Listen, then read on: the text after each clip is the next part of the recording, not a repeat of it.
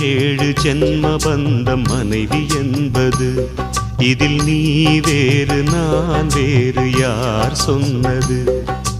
கல்யாணமே ஒரு தெய்வீகமே, சம்சாரமே அதன் சந்தோஷமே, ஒரு வானும் நிலவும் பிரிந்து வாழுமா?